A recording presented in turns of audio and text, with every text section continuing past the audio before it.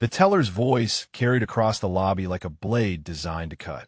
"Sir, I'm going to need you to step aside. This ID is fake." The young man's finger jabbed toward the worn military identification card on the counter between them. His face held that particular expression of certainty that comes from never having been wrong about anything important. The old man standing at the counter didn't move. His hands, weathered and scarred in ways that told stories he never spoke aloud, remained perfectly still on the marble surface. The morning sunlight streaming through the bank's tall windows caught the tremor in his fingers that he couldn't quite control anymore. Not from fear, from something else entirely. "I understand your concern," the old man said quietly. His voice carried the rasp of disuse, of too many nights sleeping rough under bridges where conversation was a luxury. "But that's my identification, sir. I just need to access my account." The teller leaned back in his chair with the confidence of someone who held all the power in this particular moment. He was maybe 25, clean-cut, wearing a name tag that read Brandon with the kind of polish that suggested he took his position very seriously. "Your account." He said it like the words themselves were suspicious.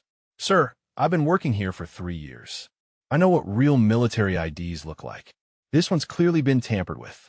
What the teller didn't know, what nobody in that bank knew, was that in exactly 11 minutes, his career would be over. Not because of what he was about to do, but because of who he was about to do it to. The old man's appearance gave him every reason to doubt. The flannel shirt had been donated 3 sizes too large, hanging off shoulders that had once carried 100 pounds of gear through terrain that didn't exist on any map. The jeans were held up with a length of rope, because belts cost money and money went to food when you could get it. The boots were held together with duct tape and hope, the kind of hope that keeps a man walking when everything else says to stop. But it was the face that told the real story, if anyone had bothered to look closely enough. The lines cut deep around eyes that had seen things civilian minds couldn't process. The scar that ran from temple to jaw, barely visible beneath 4 years of weathering and grime. The way he stood when addressed, that unconscious straightening of the spine that 40 years of service had burned into muscle memory. Brandon the teller was looking at the ID, not the man. "I'm going to have to ask you to leave, sir. If you don't, I'll need to call security." The lobby had gone quiet in the way crowds do when they sense confrontation coming. 12 other people waited in line, pretending not to watch while watching everything. An elderly woman clutched her purse tighter. A businessman checked his phone but didn't look down. A young mother pulled her child closer. The old man's fingers moved to pick up the ID, but Brandon's hand slapped down on top of it first. "I don't think so. I'm keeping this as evidence." He raised his voice, making sure everyone could hear. "We take identity fraud very seriously here." With respect, the old man said, and even now, even being accused of fraud in front of a dozen witnesses, he used those words. With respect, as if the man calling him a criminal deserved courtesy. "That's government property.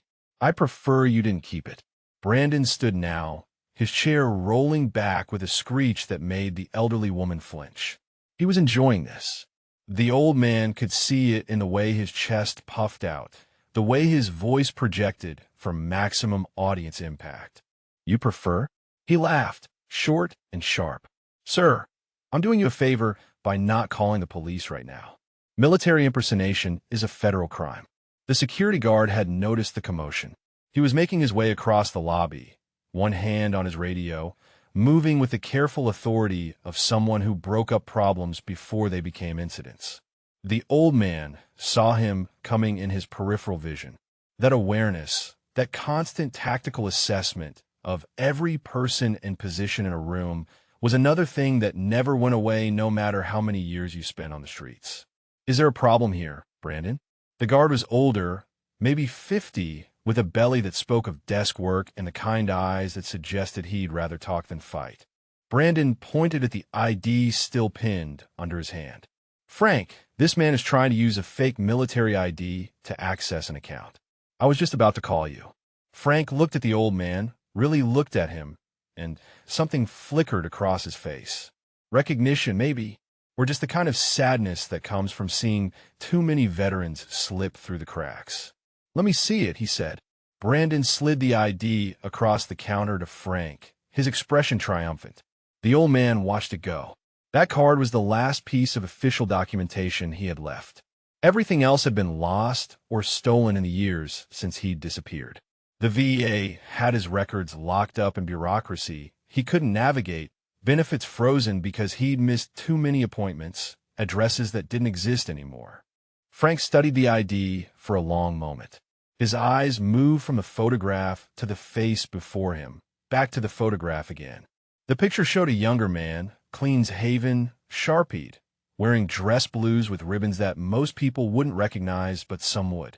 The dates and codes were there, official and precise. The thing was that photograph had been taken 2 weeks before the mission that had broken everything. 2 weeks before his best friend had died in his arms in a place that officially didn't exist. 2 weeks before he'd learned what it meant to fail the people who trusted you most. Frank's hand had started to shake, just slightly, but enough that the old man noticed. Frank had served. The old man could tell by the way he held the ID, by the way his eyes had gone to specific parts of it, by the way his breathing had changed when he'd read something there. Brandon misread the shaking as confirmation. See? Even Frank can tell it's fake. He turned to the growing crowd. Ladies and gentlemen, I apologize for the delay. We'll have this resolved shortly. But Frank wasn't agreeing. Frank was staring at a series of numbers on the ID that most people wouldn't understand.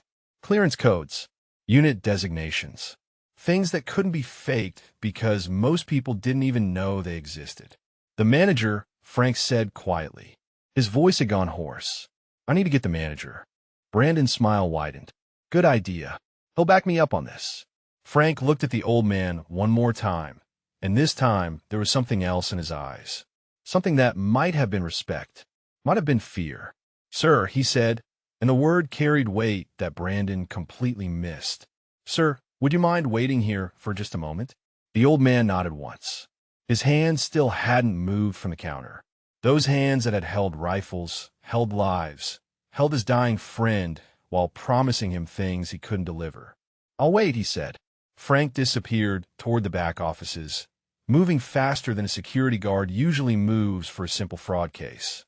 Brandon settled back in his chair, arms crossed, face smug with the certainty of someone who thought he'd just prevented a crime. What neither of them knew, what the old man himself barely remembered anymore, was that somewhere in the back of this bank, the manager was a former naval officer who had spent 3 years assigned to Special Operations Support, who had sat in briefing rooms and heard call signs spoken with reverence, who had seen photographs on walls in places where legends were made. And in approximately 6 minutes, that manager was going to see a photograph he recognized. Not just the face, the ribbons, the codes, the designation. The old man stood perfectly still, waiting, while Brandon's career ticked toward its end like a bomb nobody else could hear.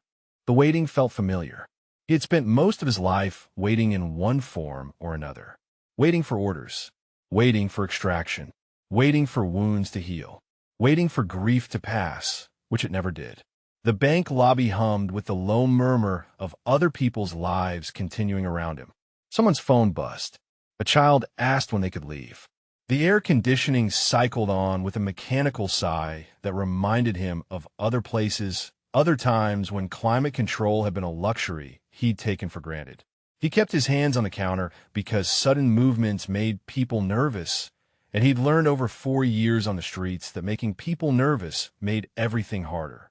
His fingers traced the marble grain without conscious thought, the way they sometimes trace the names on the memorial wall downtown when he visited every Thursday morning at dawn. For years ago, he'd had a different life. For years ago, his name had meant something to people who mattered. For years ago, he'd lived in a house with a mortgage and a wife who kissed him goodbye every morning, even when he couldn't tell her where he was going or when he'd be back. 4 years and 17 days ago, Sarah had been alive. The memory came whether he wanted it or not, triggered by the smell of the perfume the woman 3 people back in line was wearing. Not the same scent Sarah had worn, but close enough to open the door his mind had tried to keep locked. She'd been driving home from the grocery store, 3 blocks from their house. A drunk driver ran a red light, doing 70 in a 35 zone. The police said she died instantly, which was supposed to be a comfort, but never was. Instant meant no goodbye. Instant meant no last words. Instant meant she was there, and then she wasn't, and the world kept spinning like nothing had broken. He'd been overseas when it happened. A mission he couldn't talk about in a country he couldn't name. They'd pulled him out mid-operation, flown him back on a transport that moved too slow and too fast at the same time. By the time he landed, she'd already been in the ground for 3 days. His daughters, 22 and 19 then, had buried their mother without him. Brandon shifted in his chair, checking his watch with theatrical impatience. The old man didn't acknowledge it. He'd learned patience in harder schools than this. The funeral had been full of people he didn't know saying things that didn't matter. His daughters had stood on either side of him, dressed in black, crying in ways that made his chest feel like it was being crushed in a vice. Emma, the older one, had her mother's eyes. Sophie, the younger, had her mother's smile. Looking at them had been like looking at Sarah's ghost doubled. He tried. God knows he tried. He'd taken terminal leave. He'd gone to therapy sessions where he sat and said nothing while counselors with kind faces told him about stages of grief. He'd cooked dinners that nobody ate. He'd helped Sophie with college applications while feeling like he was watching someone else's life from behind glass. But every time he looked at his daughters, he saw Sarah. Every laugh, every gesture, every unconscious habit they'd inherited from the woman he'd loved for 26 years. And the weight of it, the crushing, impossible weight of trying to be present when all he wanted was to disappear, had pressed down until he couldn't breathe. 3 months after the funeral, he'd left. Early morning, before they woke up, he'd written a note that said, "I love you, and I'm sorry, and I can't do this, and you'll be better without me." He'd taken his truck and driven until he ran out of gas in a city he didn't know. Then he'd walked until his feet bled. Then he'd kept walking. The manager's office door opened. A man emerged, mid-50s, graying hair, wearing a suit that spoke of authority without ostentation. Frank, the security guard, walked beside him, gesturing as he spoke in a low, urgent voice. The manager's face was neutral, professional, the expression of someone trained to handle difficult situations without showing reaction. Brandon straightened in his chair, ready to accept vindication. The old man remained still, watching the 2 men approach with the kind of situational awareness that 42 years of service had burned into his nervous system. He noted the manager's walk, steady and measured. Noted the way Frank stayed, slightly behind, and to the left, a support position. Noted the manila folder the manager carried, edges worn from use. The manager reached the counter. His eyes met the old man's, held for a moment, then dropped to the military ID that Frank had placed carefully on the marble surface between them. When the manager picked it up, his hands were steady. Professionals learned to control their reactions. "Sir," the manager said, his voice carrying none of Brandon's contempt. His tone was careful, neutral, a man walking on ground he suspected might be unstable. "I'm Robert Chen. I'm the branch manager here. I understand there's been some confusion about your identification." Brandon jumped in before the old man could respond. "Mr. Chun, I was just explaining to Frank that this ID is clearly fraudulent. The condition alone should tell you it's not legitimate, and I have serious concerns about." Robert held up one hand. Brandon stopped mid-sentence, confusion flickering across his face. Robert's eyes hadn't left the old man's face. "Sir," he said again, and there was something in that repetition, that careful use of the word, that made the old man's pulse quicken slightly. "Would you mind coming with me to my office? I'd like to discuss this privately." Brandon's face went red. "Mr. Chun, with all due respect, I don't think that's appropriate. This is clearly a case of my office," Robert repeated, not looking at Brandon. "Now, please." The old man followed Robert and Frank through the lobby, aware of every eye tracking their movement. The businessman with the phone, the mother with the child, the elderly woman who clutched her purse like it might save her from something. They watched him walk past in his oversized flannel and duct tape boots, and he knew exactly what they saw, what they'd been trained to see. A problem, a disruption, someone who didn't belong. Robert's office was small but orderly. Desk, computer, filing cabinets, photographs of a wife, and 2 children in frames positioned where he could see them while he worked. Robert gestured to a chair. "Please, seat." The old man sat. The chair was comfortable in a way he'd almost forgotten chairs could be. 4 years of concrete and cardboard and shelter cots had reset his baseline for comfort so far down that anything with padding felt like luxury. Robert placed the ID on his desk, then opened the manila folder he'd been carrying. Inside were printouts, pages of text dense with numbers and codes. He studied them, then looked at the ID, then back at the printouts. His jaw tightened almost imperceptibly. Frank stood by the door, radio silent, hands clasped in front of him in a posture that was pure military rest. The old man recognized it immediately, just as he'd recognized the way Robert held himself, the way his eyes moved when assessing a situation. Robert closed the folder, looked up. His voice when he spoke was quiet enough that it wouldn't carry beyond the office walls. "Sir, I served. Navy. 3 years attached to Naval Special Warfare Development Group, administrative support. I never saw combat, never deployed to active zones, but I sat in briefing rooms. I processed reports. I saw clearance codes that most people don't know exist." He tapped the ID. "These codes, this designation, these aren't things someone fakes. These aren't things most people even know to fake. And this photograph." He paused, and for the first time, his professional composure cracked slightly. "I've seen this photograph before. Not this exact one, but others like it. On walls. In places where they remember people who did things that officially never happened." The old man said nothing. His throat had gone tight in a way it hadn't in 4 years. Not since the last time anyone had looked at him and seen who he used to be instead of what he'd become. Robert leaned forward. "Sir, I need to ask you something, and I need you to understand that I'm asking with nothing but respect. That ID lists your last known address as a residence in Virginia, but your account shows you as attempting to access frozen VA benefits from a homeless services address.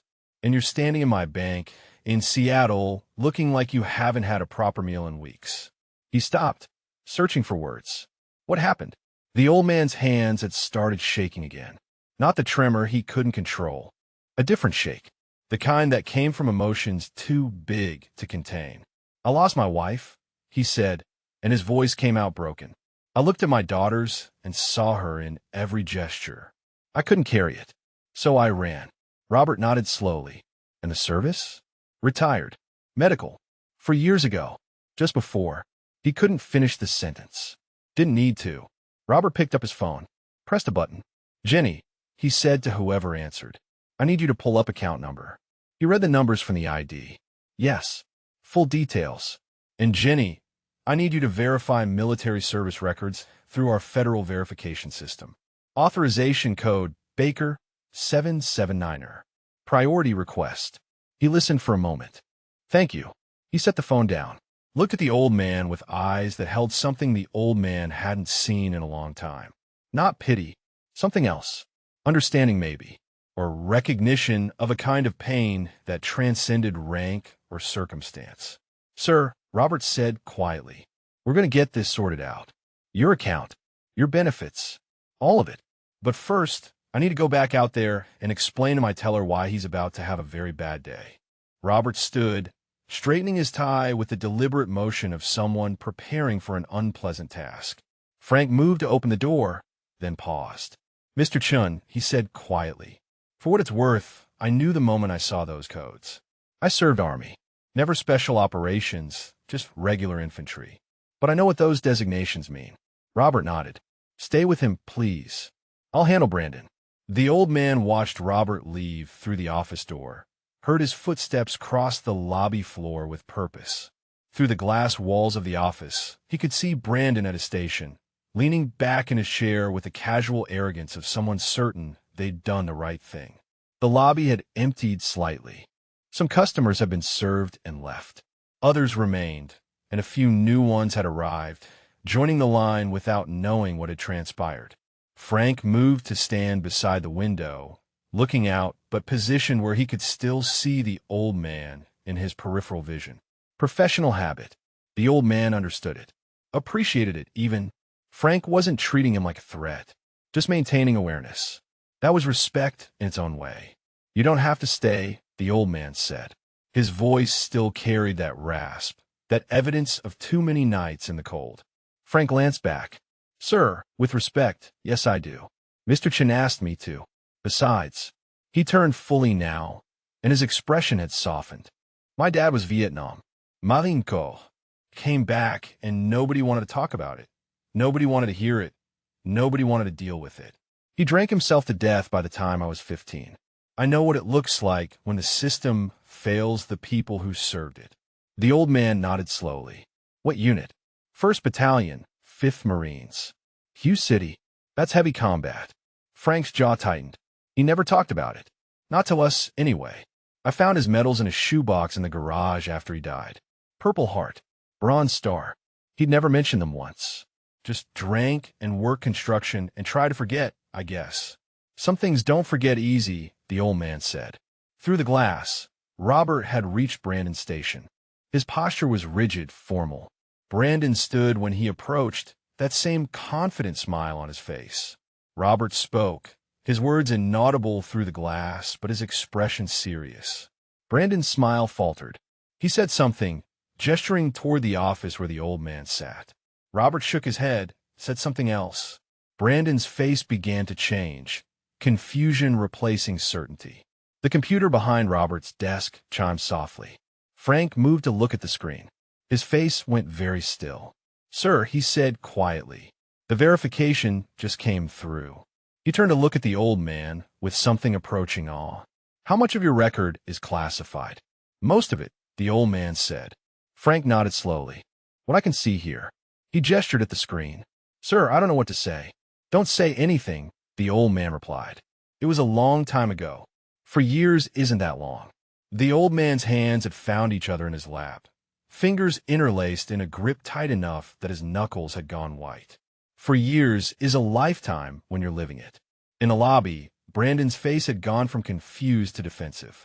His voice rose enough to carry through the glass, though the words were still unclear. His hands moved emphatically, pointing at the office, at other customers, at the computer. Robert remained calm, speaking in measured tones that seemed to make Brandon more agitated rather than less. The businessman who'd been pretending to look at his phone was no longer pretending. He was watching the exchange openly now. So was the elderly woman. So was a young woman in business attire who'd just entered the bank. Human nature. Everyone slowed down for accidents. Brandon's voice rose higher, loud enough now that words carried. That's ridiculous. I was doing my job. You can't seriously be taking his side over mine. Robert said something quiet. Brandon's face went red. He looked toward the office, and for the first time, uncertainty flickered in his eyes. Then he shook his head, stubbornness overriding doubt. No, I don't accept this. That ID is fake. I know it is. Anyone can see it's fake just by looking at it. Frank made a sound that might have been a sigh, or might have been something else. The kid has no idea, he said quietly. The old man watched Brandon gesture wildly, his conviction absolute. In another life, it might have been admirable. That certainty, that unwillingness to back down from what you believed was right. But certainty without wisdom was just arrogance wearing a different coat. Robert reached into his jacket pocket and pulled out a phone. He held it up, showing Brandon something on the screen. Brandon leaned forward to look. His expression shifted, confusion deepening. He said something. Robert replied, calm and steady. Brandon shook his head, disbelieving, pointed at the old man again, said something that made Robert's face harden. Whatever Robert said next, it was short and final. Brandon's mouth snapped shut. His face had gone pale now, red fading to white in the span of seconds. He looked at the phone again. Back at the office. Back at Robert. His hands had started to shake. Frank turned away from the window. Sir, if you don't mind me asking, what made you come in today? After 4 years, what made you try to access that account? The old man was quiet for a long moment. Winter's coming, he said finally. Shelters fill up. Streets get dangerous when it's cold. People freeze. I've seen it. And I thought. He stopped, swallowed hard. I thought maybe it was time to stop running. Frank nodded. Your daughters. Do they know you're here? In Seattle? They don't know I'm anywhere. Haven't spoken to them since the day I left. But you know where they are. It wasn't a question. The old man met Frank's eyes. I've kept track. From distance. Emma's a doctor now. Pediatrics. Got married 2 years ago to a good man, for what I could tell. Sophie finished law school. Works for a nonprofit that helps veterans navigate the VA system. He smiled, bitter and proud at the same time. She fights the same system that failed me. Tries to help people like I became. They sound like their mother, Frank said gently. The old man's hands tightened until the knuckles cracked. They are. Both of them. Strong. Capable. Better off without me dragging them down. Sir, with respect, that's not for you to decide. Before the old man could respond, Robert opened the office door. His expression was carefully controlled, but something in his eyes suggested the conversation with Brandon had not gone well. Sir, he said, I apologize for the delay. I've reviewed your records and verified your identity. Your account will be unfrozen immediately, and I've authorized access to your benefits back pay. It's not as much as it should be. The VA has been. He paused, searching for diplomatic phrasing. Difficult, but it's something. The old man stood slowly, his body protesting the movement. Knees that had jumped from aircraft, ankles that had carried him through terrain that tried to kill him, a back that had borne weight no spine should carry. Thank you, he said. Robert held out the military ID. This is legitimate federal identification, and I apologize that you were treated as if it weren't. I've spoken with Brandon. He's been. Robert chose his words carefully. Reassigned to non-customer-facing duties pending review. The old man took the ID, his fingers closing around it like a lifeline. It's all right, he said. He was doing what he thought was right.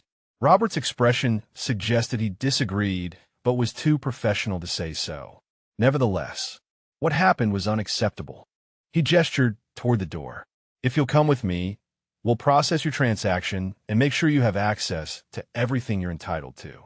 They walked back into the lobby together, Robert on one side, Frank on the other. Brandon was no longer at his station. The old man could see him through a window in the back, sitting at a desk with his head in his hands. The other customers tracked their movement across the floor, whispers spreading like ripples in water. Robert led him to a private consultation desk away from the teller stations. Sat him down, pulled up account information on a computer screen, and began explaining things in a patient voice that suggested he understood how overwhelming systems could be when you'd been disconnected from them for years.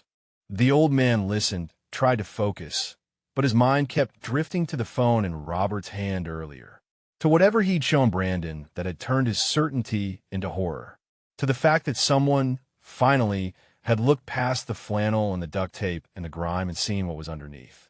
Mr. Chun, he said quietly, interrupting an explanation about direct deposit options. What did you show him? Brandon, on your phone. Robert's fingers paused on the keyboard. He was quiet for a moment, then pulled out his phone again, turned it so the old man could see the screen. It was a military database entry, partially redacted, black bars covering operational details that would remain classified until everyone involved was dead, but enough visible to tell a story. Service dates, ranks, deployments, awards, Silver Star, 2 Bronze Stars with V device for Valor, 3 Purple Hearts, Navy Cross, Special Warfare insignia, clearance levels that Brandon wouldn't have understood but would have recognized as far beyond anything a teller should question. And at the top, a photograph. Younger, cleaner, sharper, but unmistakably the same man who now sat in duct tape boots trying to access benefits that should never have been frozen in the first place. I showed him who you really are, Robert said quietly, and I think it broke something in him to realize what he'd done. The numbers on the screen meant survival. Rent for a room that wasn't shelter bunk. Food that wasn't donated. Maybe boots that didn't require duct tape. But the old man couldn't focus on them. His mind had gone somewhere else, triggered by the photograph Robert had shown him. The younger version of himself staring out from a military database, eyes sharp and clear, jaw set with the certainty of someone who knew his purpose. He'd been a different person then, before Sarah died, before the guilt, before the streets taught him that invisibility was the only armor that mattered when you had nothing left to defend. The scar at his temple had started to throb. It did that sometimes when the weather changed, but also when memories pressed too close to the surface. This time it was the latter. The scar had come from Kandahar province. December 2008. Operation Frozen Dagger. A mission that officially never happened in a place American forces officially never went.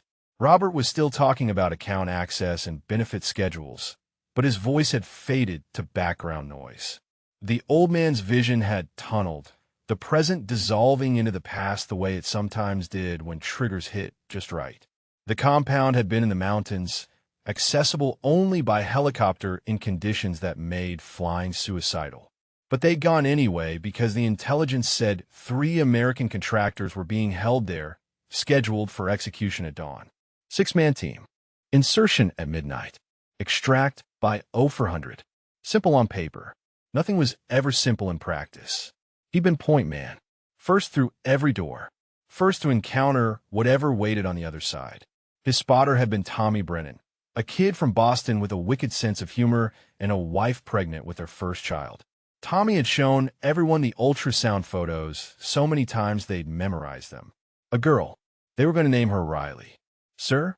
Robert's voice cut through the memory. Are you all right? The old man blinked, pulled himself back to the present with effort. His hands had clenched into fists on the desk without him realizing. Sorry, he said. His voice came out rough. Just old memories. Robert's expression shifted to something that might have been understanding. Take your time. There's no rush. But there had been a rush that night in Kandahar. Every second mattered, because dawn was coming and dawn meant executions.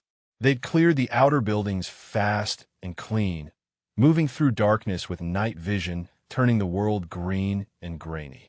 No contact, no resistance. Too easy. The old man had known it was too easy, but the mission clock kept ticking and the contractors were in the central building, and they had no choice but to keep moving forward. Tommy had been right behind him when they breached the main door. 2 steps in, and the world had exploded. IED, command detonated, positioned to catch whoever came through first. The blast had picked the old man up and thrown him backward like a rag doll. His helmet had cracked. His vision had doubled. Blood ran hot down the side of his face from the shrapnel that had carved the scar he still carried. But Tommy had taken the worst of it. Tommy had been center mass to the blast. The old man had landed hard, ears ringing, vision swimming, and the first thing he'd seen when his eyes focused was Tommy lying 3 meters away, chest torn open, blood spreading across the concrete floor in a pool that looked black through night vision. The contractors had been in the next room. Alive. Bound and beaten, but alive. The team had secured them, called for emergency extraction, set up a perimeter. And the old man had knelt beside Tommy while the medic worked frantically to stop bleeding that wouldn't stop. Tommy's eyes had found his through the chaos. Wide. Scared. Knowing. Riley, he'd whispered. Tell Riley I wanted to meet her. Tell her I would have been a good dad. You're going to tell her yourself, the old man had said, pressing his hands over the medic's hands over the wound, as if enough pressure could hold a life in place. You're going to be fine. Evac's 3 minutes out. You're going to be fine. But Tommy's breathing had gone shallow, then shallower, then stopped. And the old man had held his best friend while life left him on a concrete floor in a compound that didn't exist in a country they'd never officially entered, dying for people he'd never met, because that was the job and someone had to do it. The extraction had come. They brought everyone home. 3 contractors alive. 1 operator dead.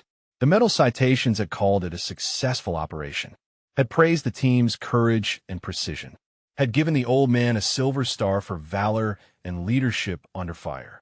He'd never told them the truth, that he'd seen the IED trigger wire, that he'd hesitated half a second, analyzing the best way to disable it. That half second of hesitation had put Tommy in the kill zone when the blast went off. That if he'd just moved faster, thought less, trusted his instincts instead of his training, Tommy would have walked out of that building and held his daughter when she was born 2 months later. Sir, Robert's voice was firmer now. Sir, I need you to come back. You're safe. You're in Seattle. You're in a bank. The old man dragged in a breath that hurt going down. His hands were shaking badly now, the tremor he couldn't control made worse by adrenaline his body thought it needed for a threat that had ended 16 years ago. "I'm all right," he said, which was a lie they both knew. Robert stood and moved to a small refrigerator in the corner of his office. Returned with a bottle of water, unopened, cold enough that condensation had already formed on the plastic. "Here, drink this." Slowly, the old man's hands fumbled with the cap. Robert reached over and opened it for him without comment, without making it seem like help, just a practical gesture between two people. The water was cold and clean and tasted like something from another life. He drank half the bottle before he trusted himself to speak again. "I'm sorry," he said. Robert sat back down. "Don't be. I've seen it before. PTSD doesn't care about rank or time or how far you run from it." The old man set the bottle down carefully. "Tommy Brennan," he said. The words came out before he could stop them, before he could remember that he didn't talk about this, that he'd spent 4 years not talking about any of it. "He was my spotter, my best friend. He died because I hesitated. Half a second. That's all it took." "That's not how it works," Robert said quietly. "You know, that's not how it works. Knowing doesn't change what happened." "No, but blaming yourself doesn't change it either." Robert leaned forward, his expression serious. "Sir, I process casualty reports. I read after-action reviews. I know what those operations were like. There's no such thing as a perfect decision in those situations. There's only the decision you make with the information you have in the moment you have to make it."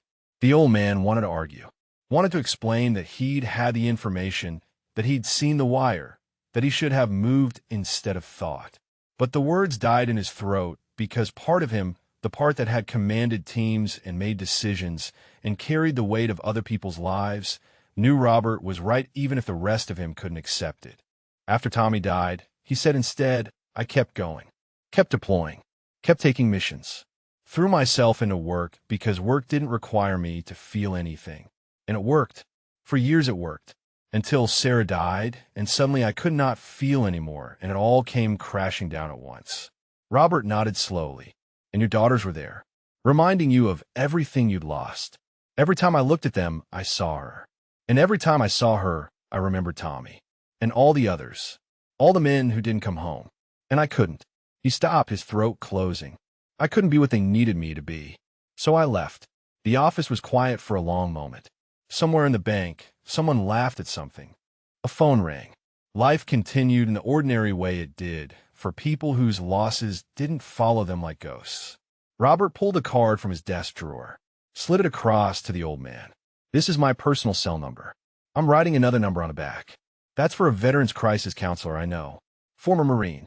Runs a reintegration program that actually works. Nova Burea Ukragi. No red tape. Just help." The old man looked at the card but didn't pick it up. Robert continued, "Your benefits are being processed. The back pay will hit your account within 72 hours. It's enough to get you off the streets. Enough to get cleaned up. Enough to maybe make a phone call to Seattle area code 26 if you wanted to find out if your daughters still live there." The old man's breath caught. "You look them up. Public records." Robert's tone was matter-of-fact. "Emma practices at Seattle Children's Hospital. Sophie works for Northwest Veterans Legal Aid. Both still in the city. Both." He paused. "Both still listed as next of kin on your VA records, which they update every year even though you're classified as out of contact. They're looking for you," Robert said quietly. "Have been for 4 years. There are missing person reports. Private investigator invoices in your file that the VA had to process. Your daughters never stopped searching." The old man's vision blurred. He pressed the heels of his hands against his eyes, pressure building behind them that threatened to break. "They shouldn't," he managed. "They should have moved on. But they didn't." Robert stood, giving the old man space. "Think about it. The card. The counselor. Your daughters. You spent 4 years punishing yourself for being human. Maybe it's time to try something different."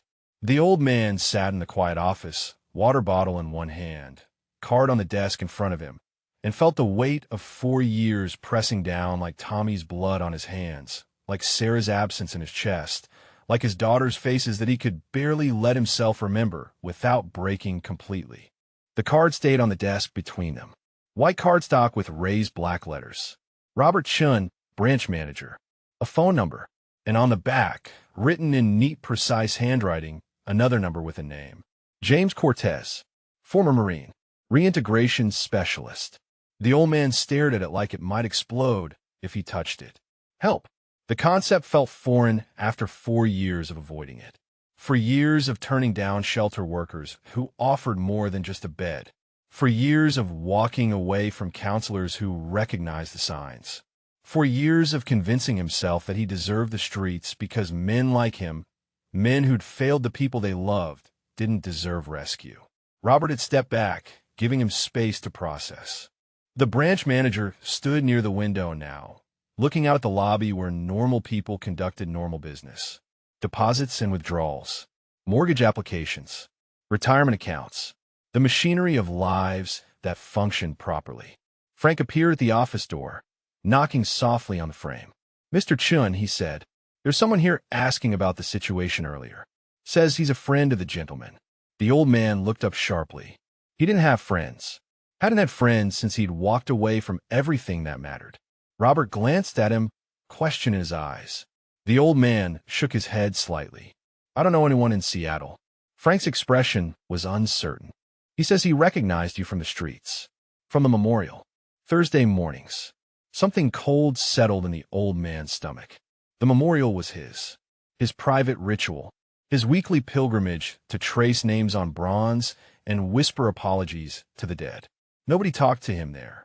Nobody approached. That was the unspoken rule of that kind of grief. "Should I send him away?" Frank asked. Robert looked at the old man. "Your call, sir." The old man wanted to say yes. Wanted to retreat back into the isolation that had kept him safe, if not whole, for 4 years. But something in the way Frank had said it, the gentleness in his tone, made him hesitate. "What does he want?" "Just to check on you. Says he's been watching you at the memorial for months. Wanted to make sure you were all right after what happened with Brandon." The old man closed his eyes briefly. Even his grief had witnesses now. Nothing stayed private. Nothing stayed sacred. "All right," he said quietly. "I'll talk to him." Frank disappeared. Returned a minute later with a man who looked to be in his early 60s, weathered in the way veterans weathered differently than civilians. Military bearings showing through despite casual clothes. Something in the eyes that spoke of having seen more than he wanted to remember. He moved with a slight limp, favoring his left leg. The man stopped just inside the office. Didn't approach too close. Understood boundaries the way people who'd had their own boundaries violated understood them. "Sir," he said, and the old man heard the respect in it. Real respect, not the performative kind. "I am James Cortez. I don't mean to intrude. I just wanted to make sure you were okay." The old man blinked. "James Cortez. The name on the card. You're the reintegration specialist." James smiled, small and sad. "That's the fancy title. Really, I just help guys who got lost find their way back. If they want to be found." He glanced at Robert. "I was coming to meet with Mr. Chun about partnership possibilities when I saw the commotion. When I saw you." He paused. "I've seen you at the memorial every Thursday for 7 months. You always visit the same name. Thomas Brennan. Always at 0600. Always alone." The old man's hands had started shaking again. "You've been watching me. Not watching. Noticing. There's a difference." James's voice was gentle. "I visit the same memorial. Different name. My brother. Lost him in Fallujah. Second battle. House to house fighting. I was 2 blocks away when he got hit. Couldn't reach him in time. So I understand what it looks like when someone carries that kind of weight." The old man wanted to be angry. Wanted to feel violated by the intrusion. But all he felt was tired. Bone deep tired. The kind of exhaustion that came from carrying grief alone for so long that it had become the only companion he trusted. "Why didn't you ever say anything?" "Because you weren't ready to be talked to." James moved slowly to the chair across from the old man, asking permission with his posture before sitting. "I know what it looks like when a man needs silence. When words would just be noise. So I respected your space. But today," he gestured toward the lobby, "today I saw someone disrespect you. Someone who didn't know what those tags around your neck mean. What those scars on your hands mean. And I couldn't stay silent anymore." Robert had moved to lean against his desk, arms crossed, watching the exchange with the careful attention of someone evaluating whether to intervene. Frank remained by the door, a quiet presence maintaining security without making it feel like surveillance. The old man looked at James Cortez. Really looked. Saw the crow's feet around eyes that had smiled once, maybe still did sometimes. Saw the wedding ring on his left hand, worn thin from years of wear. Saw the small pin on his jacket collar. Marine Coromblem. Not the showy kind. The kind you wore because it was part of you, not because you wanted people to notice. What branch? The old man asked. Marines. Force Recon. 3 deployments. Iraq twice, Afghanistan once. Medically retired after an IED took out our Humvee, and my knee decided it didn't want to bend the right way anymore. James tapped his left leg. Got titanium in here now. Sets off metal detectors. Makes flying interesting. And you help veterans now. I try. Started with just talking to guys at the VA. Then started a small program out of my garage. Now I got an actual office and a staff of 6. All veterans. All people who got lost for a while and found their way back. We help with housing, employment, VA paperwork, counseling. Whatever's needed. No bureaucracy. No wait lists. Just help. The old man's throat had gone tight. Why? James was quiet for a long moment. Because my brother didn't make it home. And I spent 5 years drinking myself to death, try to follow him. My wife staged an intervention. Literally tied me to a chair and made me listen to her tell me that Miguel would be ashamed of what I'd become. That surviving him wasn't betraying him. That the greatest dishonor I could do to his memory was wasting the life he died protecting. And that worked? James laughed, short and bitter. No. I told her she didn't understand. Through things. Broke things. Broke us for a while. But she didn't give up. And eventually, he paused, searching for words. Eventually, I realized that every day I spent destroying myself was a day Miguel didn't get. That I couldn't give him more days. But I could make the days I had count for something. So I got sober, got help, and started helping others because it was the only way I could think of to honor what he gave up. The old man looked down at his hands. Scarred, weathered, shaking. Tommy wanted to meet his daughter, he said quietly.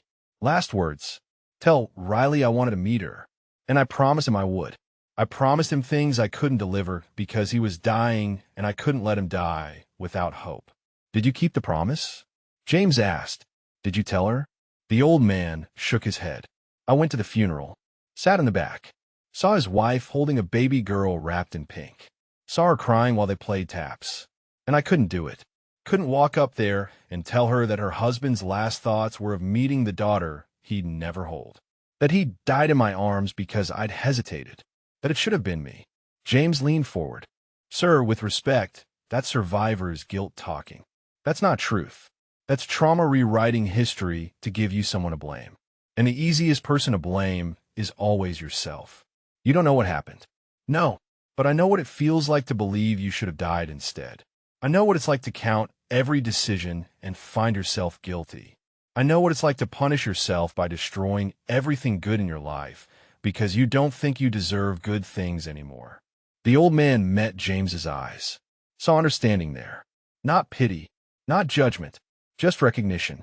One drowning man seeing another and extending a hand not because he had all the answers but because he remembered what the water felt like. Robert cleared his throat gently. Sir, if you're interested, James's program has immediate openings. Private room. 3 meals a day. Counseling if you want it. No pressure. No obligations. Just a safe place to start figuring out what comes next. The old man looked at the cards still sitting on the desk. At James Cortez sitting across from him. At Frank by the door and Robert by the desk. For men who didn't know him but were trying to help anyway. For men who saw something worth saving when he'd spent 4 years believing there was nothing left. I don't. He started, then stopped. Swallowed hard. Tried again. I don't know if I can. Can't is different from won't, James said quietly. Can't means you're not ready yet. Won't means you've given up. Which one is it? The old man's hands had found the water bottle again. He drank, buying time, trying to organize thoughts that felt like they were fragmenting in real time. Sarah had been dead 4 years. Tommy had been dead 16. His daughters had spent 4 years searching for a father who'd abandoned them. And he'd spent 4 years on streets that didn't care whether he lived or died, punishing himself for crimes that maybe, possibly, weren't entirely his fault. "I miss them," he whispered. The words came out broken. "My girls. I miss them so much it feels like dying. But I don't know how to face them. Don't know how to explain why I left. Why I stayed gone." James nodded slowly. "That's fair. That's honest. And honest is the first step. You don't have to have all the answers. You just have to be willing to try." The old man looked at the card again. Picked it up this time. Felt the weight of it. Just cardstock and ink, but it felt like it weighed 1,000 pounds. "What if I fail?" "Then you fail." James's voice was matter-of-fact. "Failure isn't fatal. Giving up is. And for what I've seen, you haven't given up yet. You're still here. Still trying. Still visiting that memorial every Thursday to honor a promise. That's not failure. That's fighting." The decision hung in the air like smoke, visible but intangible. The old man held James's card in one hand and Robert's in the other. Two lifelines extended for men who owed him nothing but offered everything anyway. For years of isolation had taught him to be suspicious of generosity. People didn't help without expecting something in return. Except sometimes, rarely they did. James stood slowly, reading the hesitation correctly. "I'm not going to pressure you," he said. "The offers stand whether you take it today or 6 months from now. But I will tell you this. The longest I've seen someone survive on the streets in Seattle winter is 8 years. Most don't make it past 3. You're at 4. The math isn't in your favor." The old man knew the statistics without needing to be told. He'd seen men freeze, seen them disappear between 1 week and the next, their absences noted only by the empty spaces on shelter bunks or corners where they used to sit. Winter was a predator that hunted the vulnerable, and homelessness made everyone vulnerable. Robert moved back to his desk, pulled out a checkbook. "I'm writing you a personal check," he said. $500. Consider it a loan, if that makes it easier to accept. Pay me back when you're on your feet. Or don't. Either way, it's yours." The old man started to protest, but Robert held up a hand. "Sir, I've worked in banking for 23 years. I've processed loans for boats people didn't need, and cars they couldn't afford, and homes that were too big for their families. This is $500 for a man who served his country and got forgotten by the systems that were supposed to take care of him. It's not charity. It's paying a debt society owes." He tore the check free and set it on the desk beside the cards. The old man stared at it. $500. More money than he'd held at once in 4 years. Enough for boots without duct tape. Enough for a real meal instead of shelter food or whatever he could find. Enough to feel human again, if only briefly. Frank spoke from his position by the door. "Sir, if you need a ride anywhere, I could get off in 20 minutes. Happy to drop you wherever you need to go." The old man's vision blurred. He pressed his palms against his eyes, pressure building that he couldn't contain anymore. For men, for strangers, offering help without judgment, without demands, without making him feel small for needing it. It was too much. After 4 years of nothing, it was overwhelming. "I don't deserve this," he said, and his voice broke on the words. James sat back down, slow and deliberate. "That's the trauma talking again. You keep saying you don't deserve things. Don't deserve help. Don't deserve your daughters. Don't deserve to heal. But here's what I know. You showed up at that memorial every Thursday for 7 months. Rain, snow, heat, didn't matter. You honored your friend's memory when you could barely take care of yourself.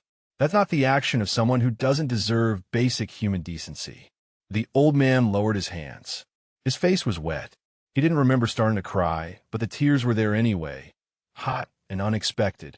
Tommy used to say that the measure of a man wasn't what he did when everyone was watching. It was what he did when nobody could see, when there was no reward, no recognition, just the choice between doing right and doing easy.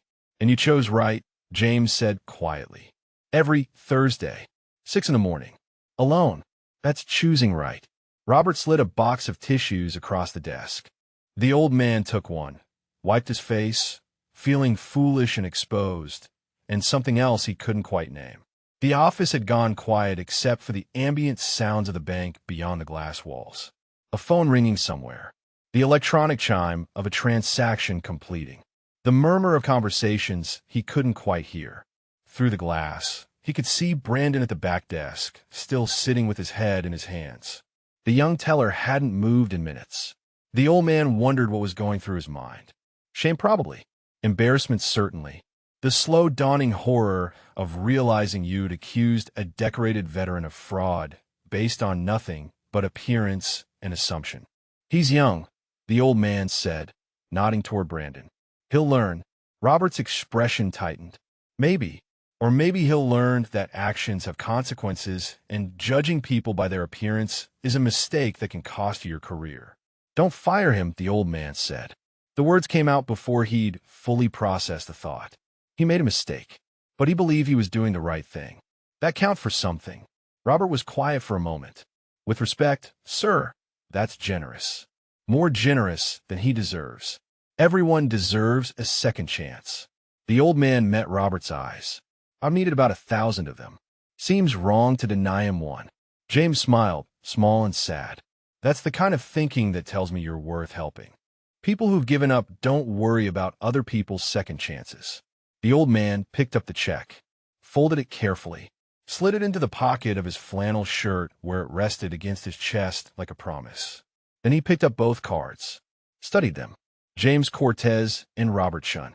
Two men whose names he'd remember because they'd seen him when he'd spent 4 years trying to be invisible. I'll take the help, he said quietly. The reintegration program. If the offer's still open. James's face transformed. Relief and something that looked like hope. The offer's open. Always. I can take you there now if you want. Get you checked in. Get you cleaned up. Get you fed. Then tomorrow we can start working on the rest. The rest. The phrase covered so much territory, it was almost meaningless. The rest was everything. Finding stable housing. Nabigating ba burea ukrai. Rebuilding a life from nothing. And somewhere in that rest, impossibly far away and terrifyingly close, was the question of whether he could face his daughters. Whether he could look Emma and Sophie in the eyes and explain why he'd abandoned them when they needed him most. One step at a time, James said, reading his expression. You don't have to solve everything today. You just have to say yes to the next right thing. What's the next right thing? Coming with me. Getting somewhere safe. Everything else comes after. The old man stood slowly. His body protested the movement, joints stiff from too many nights on concrete, muscles tight from constant tension. He swayed slightly. Frank moved to steady him, but stopped when the old man held up a hand. I'm all right. Just. Haven't stood up fast in a while. Robert stood as well, extending his hand across the desk. Sir, it's been an honor. If you need anything at all, you call me. Day or night. That number goes to my cell. The old man took his hand. Robert's grip was firm and warm and steady. Thank you, he said, for seeing past the surface. I served in support roles, Robert said. Never combat. Never saw what you saw. But I learned that the uniform doesn't make the person. The person makes the uniform. And you're still the person you were, regardless of what you're wearing. They walked out of the office together, a small procession. James leading, the old man following, Robert and Frank behind. The lobby had emptied considerably. Only a few customers remained, and they watched with curiosity as the group moved toward the exit. Brandon looked up as they passed his desk. His face was blotchy and red, eyes swollen in a way that suggested he'd been crying. He stood when he saw the old man approaching. Sir, he said, and his voice cracked. Sir, I'm so sorry. I didn't know. I should have. I should have looked closer. I should have. The old man stopped, turned to face him fully. Brandon's hands were shaking worse than his own. You did what you thought was right, the old man said. That takes courage, even when you're wrong, especially when you're wrong. Learn from it. Do better next time. That's all anyone can ask. Brandon's face crumpled. I could have. If you'd left. If you hadn't waited. I could have. But I did wait. The old man's voice was gentle. And you got a chance to learn something important. That appearances lie. That assumptions fail. That every person who walks through that door has a story you don't know. Remember that. Use it. Brandon nodded, unable to speak. The old man turned away, letting him have his grief and shame in private. Some lessons hurt worse than others. This was one Brandon would carry for a long time. But maybe, possibly, it would make him better. More careful, more compassionate. That was all the old man could hope for. They reached the door. Frank held it open, crisp and professional. Outside, Seattle was bright and cold, autumn sun cutting through air that tasted like rain coming. The old man stepped into it, blinking against light that felt too sharp after the controlled dimness of the bank interior. James's car was parked nearby, an older sedan with a marine sticker on the bumper and a rosary hanging from the rearview mirror. He unlocked it, opened the passenger door.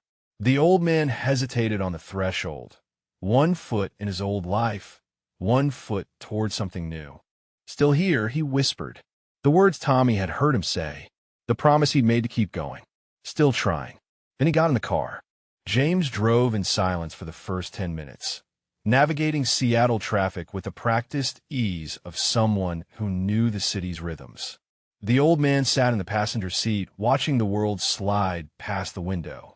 Coffee shops, bookstores, people walking dogs. Normal life happening in its ordinary way, a rhythm he'd disconnected from so completely that observing it now felt like watching a foreign film without subtitles. The reintegration center is about 15 minutes from here, James said eventually. It's not fancy. Used to be an old motel before the city rezoned the area. We converted it. Private rooms, shared common areas, full kitchen. About 30 beds total. We're at capacity most of the time, but I kept one open. Had a feeling I might need it. You kept a bed open for me, specifically? James glanced at him. I kept a bed open for whoever needed it next. Happened to be you. Call it providence or luck or whatever makes sense to you. The universe has a way of putting people where they need to be if you pay attention. The old man wasn't sure he believed in providence anymore. Luck felt like a concept from another life, back when he'd had enough of it to waste. But he didn't argue. James seemed like the kind of man who'd found meaning in his faith or his philosophy or whatever framework let him keep helping people who'd given up on help. They passed the memorial where the old man spent his Thursday mornings. He could see the bronze plaques from the road, gleaming in the afternoon sun. Thomas Brennan's name was on panel 7, third row from the bottom, between Theodore Boyd and Marcus Chun. He'd traced those letters so many times he could write them with his eyes closed. That's where you visit, James said quietly. Not a question. Every Thursday, 6 in the morning, before anyone else arrives. What do you tell him? The old man's throat tightened. That I'm still here. That I'm still trying. That I haven't forgotten. That his daughter graduated college last year, and she looks just like him. You kept track of her. It wasn't hard. Riley Brennan. Social media made it easy to watch from a distance. She'd posted photos from her graduation. Cap and gown. Huge smile. Her mother beside her, older but still beautiful, still carrying the weight of raising a daughter alone. The caption had said something about making her dad proud. The old man had read it sitting under a bridge and cried until he couldn't see. Does she know you watch? No, nobody knows. That's how it needs to stay. James was quiet for a moment. With respect, sir, that's not healthy. Watching people's lives from the shadows. Never letting them know you care. What's the alternative? Show up on her doorstep? Tell her I'm the man who got her father killed? That I promised him things I couldn't deliver? That every time I see her face, I remember his? Tell her that her father's last thoughts were of her, James said softly. Tell her that he died wanting to be a good dad. Tell her that someone was there who cared enough to make sure she knew. That's not cruelty. That's kindness. The old man looked out the window. They'd left downtown behind now, moving into neighborhoods that felt more residential. Trees lined the streets. Houses with yards. Minivans and driveways. The geography of family life. I can't, he said. It would destroy her. Destroy her mother. They've built a life without me in it. Without the reminder of what happened. I can't walk back in and tear that open. You mean you won't? There's a difference.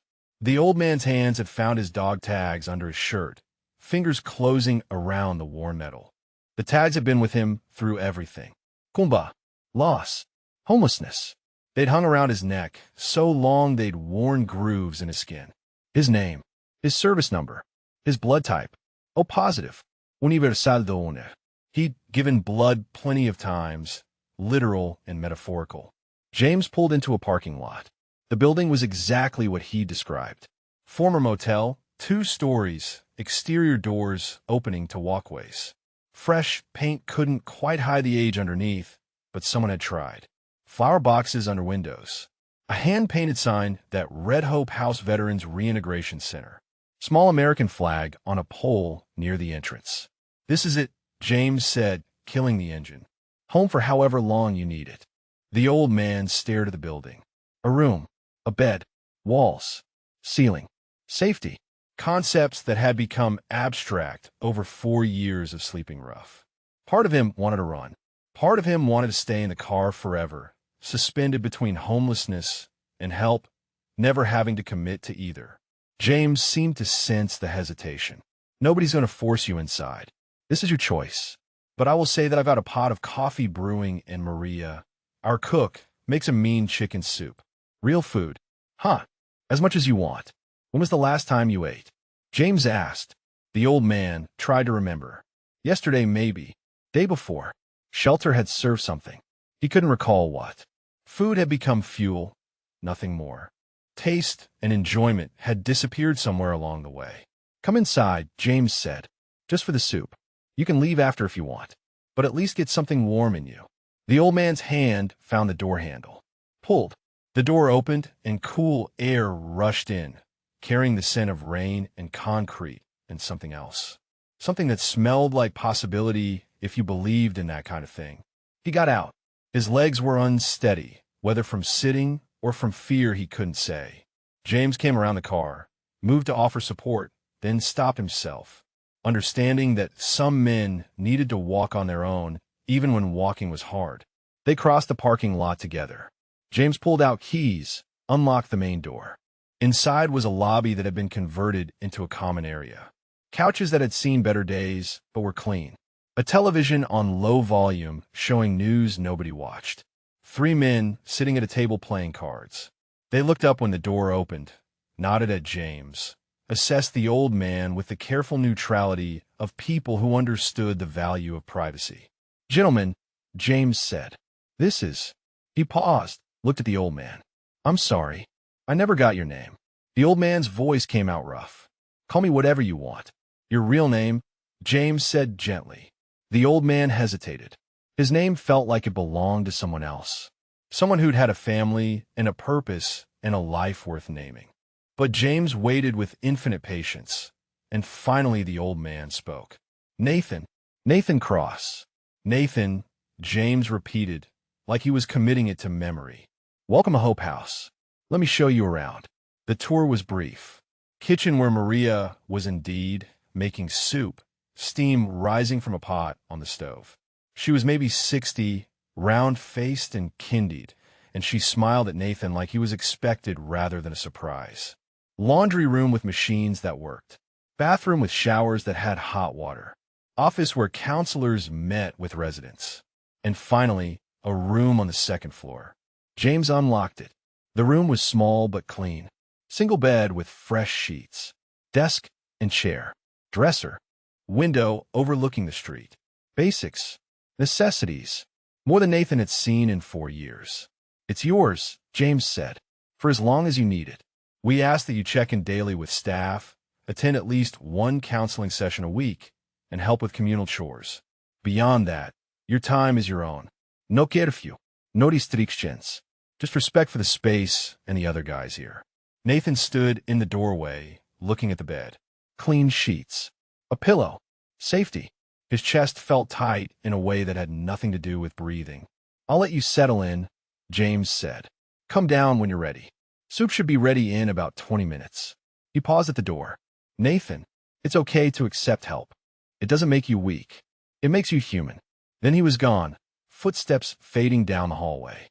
Nathan stepped into the room, closed the door behind him, stood in the center of the small space, and felt something crack open inside his chest. Not breaking, thawing. He moved to the bed, sat down slowly. The mattress gave under his weight, soft in a way shelter bunks never were. He lay back, staring at the ceiling, and his hands found his pocket. The photograph was there. Sarah, Emma, Sophie, taken on a beach somewhere years ago. all three smiling like the future was something to look forward to rather than fear. He traced their faces with his thumb. "I'm trying," he whispered to the empty room. "I don't know if I can fix this. Don't know if I could be what you needed me to be. But I'm trying." The ceiling didn't answer. The room stayed quiet. But somewhere below, people moved through their evening routines. Soup simmered on a stove. Coffee brewed. Men who'd been lost were finding their way back, one day at a time. Nathan closed his eyes. For the first time in 4 years, he let himself imagine that maybe, possibly, he could be one of them. The soup was everything James had promised. Thick with chicken and vegetables, seasoned with care by someone who understood that food could be comfort when comfort was scarce. Nathan sat at the communal table with 5 other men, all veterans, all recovering from their own versions of Lost. They ate in comfortable silence, the kind that came from shared understanding rather than awkwardness.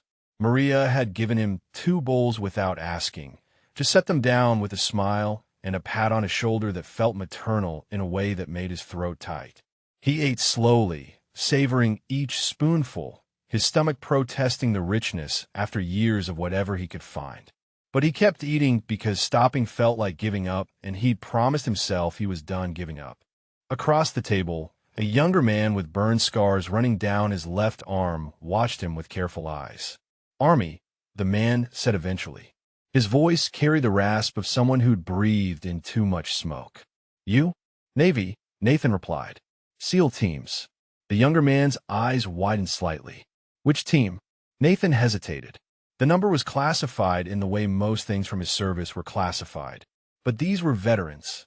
These were men who understood operational security and the weight of silence. "Team 6, he said quietly. "DevGru." The table went still. Even the men who'd been focused on their food looked up. DevGru was legend. The Navy's premier counterterrorism unit. The people who handled the missions nobody else could. The people who officially didn't exist. "How long?" Another man asked. Older, maybe late 50s, with Marine Corps tattoos visible on his forearms. 22 years active. Another 3 reserve. Then medical retirement. The Marine whistled low. "That's a career." "What happened?" "Too many jumps. Too many impacts. Knees gave out. Back went bad. Body decided it was done before my head was ready to accept it." Nathan set a spoon down. The story was simple and summary. The reality had been watching his physical capability decline until he couldn't keep pace anymore, couldn't meet the standards that defined his identity, couldn't be the operator he'd spent 2 decades becoming. The younger man nodded. "I get that. I was Army Rangers. 3 deployments. Got caught in a fuel fire during a convoy ambush." He gestured to his scars. "Spent 8 months in recovery. By the time I was cleared, my contract was up and my unit had moved on. Felt like getting divorced from family I never chose, but loved anyway." "That's exactly what it is," the Marine said. "I retired at 20. Planned for it. Prepared for it. Still felt like someone ripped my identity out and didn't leave anything to replace it with. Took me 5 years to figure out who I was when I wasn't a Marine anymore." Nathan understood. The military didn't just employ you. It consumed you. Gave you purpose, structure, identity, belonging. And when it was gone, voluntary or otherwise, you were left with a void that civilian life couldn't fill. Some people adapted. Others drowned. He'd chosen drowning, or at least hadn't fought hard enough against it. James appeared in the doorway, carrying a clipboard. "Evening check-in, gentlemen. Just need everyone to sign that you're here and accounted for." "Protocol." The men lined up, signed their names, exchanged quiet words with James. When Nathan's turn came, James's expression was carefully neutral. "How's the room?" "Better than a bridge." James smiled. "That's a low bar, but I'll take it. Listen, tomorrow morning I'd like to sit down with you.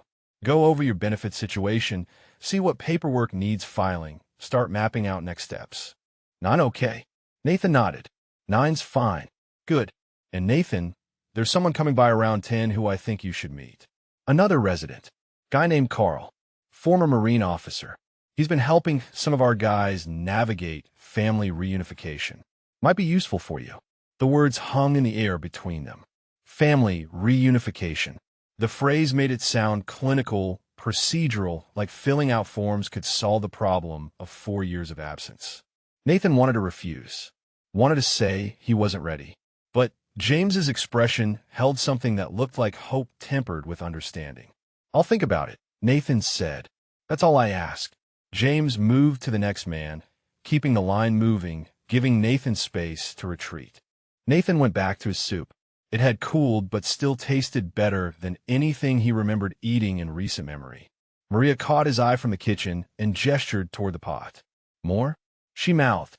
He shook his head, grateful but full. She smiled anyway, the kind of smile that said the offer stood whenever he wanted it. After dinner, some of the men moved to the television. Others dispersed to their rooms. Nathan found himself in the common area with a Marine, whose name was Vincent, and the younger Army Ranger, who went by Danny. They sat in worn armchairs drinking coffee that was strong enough to strip paint. Danny was asking questions, the eager kind from someone young enough to still believe in heroes. What was it like? DevGru. The missions. Nathan considered how to answer. Most of it's classified. What isn't classified is boring. Lots of training. Lots of waiting. Lots of maintenance and planning and rehearsal. The actual operations were maybe 5% of the job. But that 5%, Danny pressed. That 5% was everything, Nathan said quietly. Everything you trained for. Everything you feared. Everything that mattered. And it happened so fast you barely had time to think. You just acted, trusted your training, trusted your team, and hoped you made the right calls. Did you? Vincent asked. Make the right calls? Nathan's hands tightened around his coffee mug. Most of the time. Not always. He could feel the weight of Tommy's death pressing down, could see the IED wire he'd spotted too late, could hear the promise he'd made to a dying man. The right calls kept people alive. Rollins got people killed, and sometimes there wasn't a right call, just the least wrong option available. Vincent seemed to understand the silence that followed. He changed subjects smoothly. You got family? Anyone know you're here? Nathan thought about Emma and Sophie. Thought about the missing person reports Robert had mentioned. Thought about 4 years of being searched for by daughters who should have moved on but hadn't. No, he said. Nobody knows. You planning to tell them? I don't know. The honesty surprised him. Part of me wants to. Part of me thinks they're better off not knowing. That's fear talking, Vincent said. Not wisdom. I did the same thing. Disappeared for 3 years after I got out. Thought my ex-wife and kids were better without me. Thought I was protecting them from my damage. Turned out I was just running from my own guilt. What changed? My daughter tracked me down. She was 17. Found me in a shelter in Portland. Walked right up to me and said, "Dad, I've been looking for you for 3 years. You don't get to decide you're too broken to be my father. That's my choice, not yours." Nathan's chest felt tight. What did you do? Cried like a baby, then went to rehab. Got clean. Started therapy. Started rebuilding. It took 2 years before she fully trusted me again. But she gave me the chance. That's more than I deserved, but exactly what I needed. Danny had been listening quietly. My mom never gave up on me either, he said. When I came back burned and angry and drinking myself to death, she just kept showing up, kept loving me, even when I gave her every reason not to. Kept believing I could get better until I finally believed it too. Nathan looked at these 2 men. Vincent, who'd lost his family and fought to get them back. Danny, who'd been held together by a mother's relentless love. Both of them sitting here, alive, healing, proof that recovery was possible even when it felt impossible. Your daughters, Vincent said. They're still looking for you. That means something. That means they haven't given up. Question is whether you're going to give up on them. I left them, Nathan said, when they needed me most. When their mother died and their world fell apart. I walked away because I couldn't handle my own pain. What kind of father does that? A human one, Danny said quietly. A broken one. But that doesn't mean you stay broken forever. That doesn't mean you can't try to fix what you broke. Nathan stared into his coffee. The liquid had gone cold, surface reflecting the overhead lights in distorted patterns. Tomorrow James wanted to talk about family reunification. About Carl, the Marine officer who helped people navigate the impossible task of coming home after being gone too long. He could say no, could stay in this limbo where he was safe from rejection because he never asked for acceptance. could keep visiting Tommy's memorial every Thursday and watching Riley's life from the shadows and tracking his daughters through social media without ever having to face them. Or he could say yes, could take the risk, could walk into the fire one more time, not for a mission or a country or a cause, but for the simple, terrifying possibility that his daughters might want their father back even after everything. "I'll meet with Carl," Nathan said. The words came out before he could stop them. "Tomorrow, 10 o'clock. I'll be there."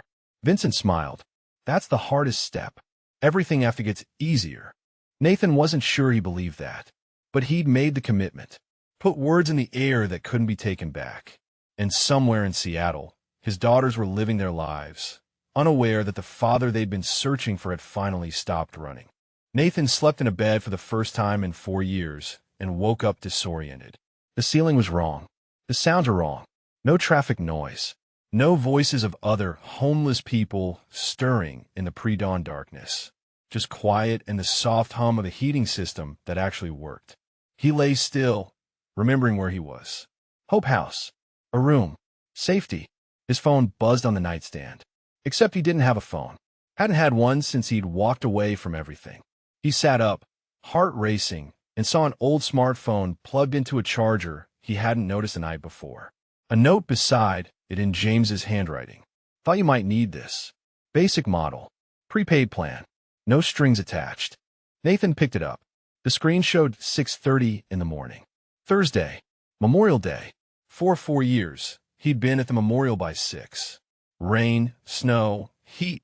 Nothing had broken that routine. And now he was here in a warm room, having slept through his ritual for the first time since Tommy died. Guilt crashed over him like a wave. Tommy was waiting. The memorial was empty. The promise he'd kept faithfully for 4 years had been broken because he'd chosen comfort over duty. He stood quickly, too quickly, and his vision grayed at the edges. His body protested movement after years of insufficient nutrition and inadequate rest. He needed to go, needed to get to the memorial, needed to trace Tommy's name and whisper his apologies and make it right. He grabbed his boots, still held together with duct tape, still carrying the smell of streets and shelters. His hands shook as he tried to tie them. A knock at the door stopped him. "Nathan," James's voice came through. "You awake?" Nathan opened the door.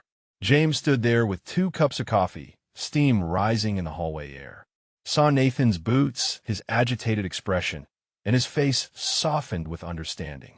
"Thursday morning," he said quietly. "You're thinking about the memorial. I need to go. I've never missed a Thursday. Tommy's waiting." James handed him one of the coffee cups. "Tommy's been dead 16 years. He's not waiting, but I understand why you need to go. So I'll drive you." "You don't have to. I know, but I'm going anyway. We leave in 15 minutes. Give you time to drink that coffee and maybe wash your face. The bathroom's down the hall."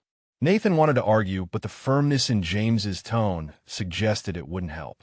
He took the coffee, nodded, and James disappeared back down the hallway. Nathan drank the coffee, standing in his room, hot and black and strong. Then he found the bathroom, splashed cold water on his face, and saw himself in a mirror for the first time in longer than he could remember. The face looking back was older than he expected, weathered beyond his 58 years. Gray beard grown wild, hollow cheeks, eyes that had seen too much and forgotten how to hide it. But underneath all that, somewhere was the man he used to be. The operator, the husband, the father. Still there, just buried. James was waiting by his car when Nathan came down. They drove in silence through Seattle's early morning streets, reaching the memorial just after 7. The plaza was empty except for a woman in running gear who jogged past without looking at them. The bronze plaques gleamed in the weak morning sun, names of the fallen catching the light. Nathan walked to panel 7, found Tommy's name right where it always was. Thomas G. Brennan, 2nd Lieutenant, United States Navy, SEAL Team 6, died December 14, 2008, age 26. The letters were familiar under his fingers, worn smooth by his weekly tracing. He knelt, ignoring the protest from his knees, and placed his palm flat against the metal. "Still here, brother," he whispered. "I'm sorry I was late today. I'm sorry I'm always late. I'm sorry for everything." James stood a respectful distance away, giving him privacy.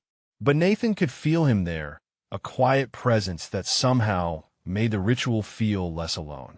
I got help, Nathan continued, speaking to the name on the wall. Met a guy, former Marine. He's got a program for guys like me. Guys who got lost. I'm staying there now. Got a room. Got food. Got people who are trying to help me figure out how to be human again. The metal under his palm was cold, unyielding, silent in the way the dead always were. Your daughter graduated college, Nathan said. Riley. She's beautiful, Tommy. Looks just like you. Same eyes. Same smile. She's doing good. Your wife did good raising her. Better than I did with mine. He stopped, his throat closing. I left my girls. Abandoned them when they needed me. Because I was too broken to hold it together. Because every time I look at them I saw their mother, and I saw you, and I couldn't carry both. A bird landed on the memorial wall. Hop along the top. Flew away. Life, continuing in its indifferent way. James thinks I should reach out to them, Nathan said. My daughters. He's got a guy who helps with family reunification. Like it's that simple. Like 4 years of absence can be fixed with an apology and some paperwork. He pressed harder against the metal.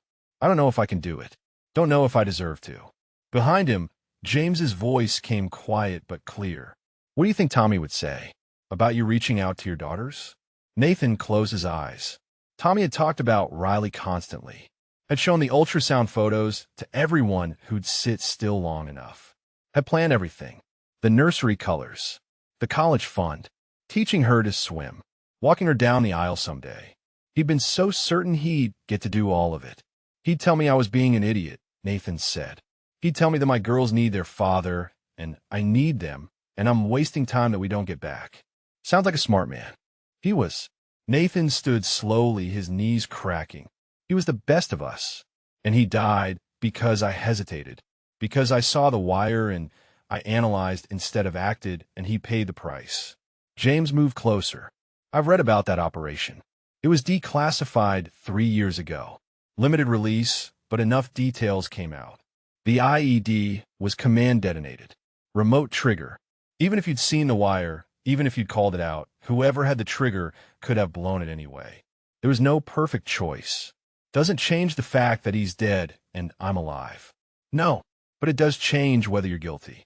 There's a difference between survivor's guilt and actual guilt. You survived something that should have killed you. That doesn't make you responsible for the people who didn't. Nathan stared at Tommy's name. 16 years of carrying this weight. 16 years of believing the hesitation had killed his friend. And now James was saying what counselors had said, what commanders had said, what everyone had said. That it wasn't his fault. That he'd done everything right. That sometimes people died despite perfect execution. But belief was harder than knowledge. Knowing something intellectually didn't change how it felt in the 3 a.m. darkness when the memories came back sharp and clear.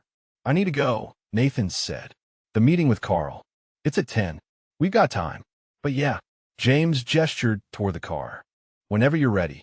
Nathan took one last look at the wall. At Tommy's name. At all the names surrounding it. Men and women who'd given everything and gotten bronze plaques in return. Their families had moved on mostly. Had learned to live with the absence. Had found ways to honor the dead while still living. Maybe that was the lesson. Not to forget. Not to stop grieving. But to let the grief coexist with life instead of replacing it. They drove back to Hope House in silence. Nathan watched the city wake up around them. Coffee shops opening. People heading to work.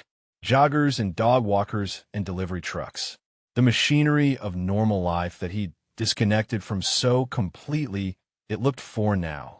James pulled into the Hope House parking lot. Carl's already here, he said, nodding toward a truck parked near the entrance. Former Marine captain. Did 2 tours in Afghanistan. Lost his leg to an IED. Came home and found out his wife had left and taken his kids. Spent 3 years fighting to get them back. Now he helps other guys do the same. What if they don't want to see me? Nathan asked quietly. What if I reach out and they say no? Then at least you tried. At least you gave them the choice. That's more than you're giving them now. Nathan looked at the Hope House entrance. Carl was inside, waiting, ready to help him navigate the impossible task of asking forgiveness from the people he'd hurt most. ready to help him become a father again if his daughters would let him. He got out of the car. His legs were steady this time. His hands had stopped shaking. And somewhere in Seattle, Emma and Sophie were starting their day, unaware that their father was taking the first steps toward coming home. Carl was waiting in James's office, a man in his early 40s with the bearing of someone who'd commanded troops and hadn't forgotten how. He stood when Nathan entered, leaning on a prosthetic leg that he wore without self-consciousness.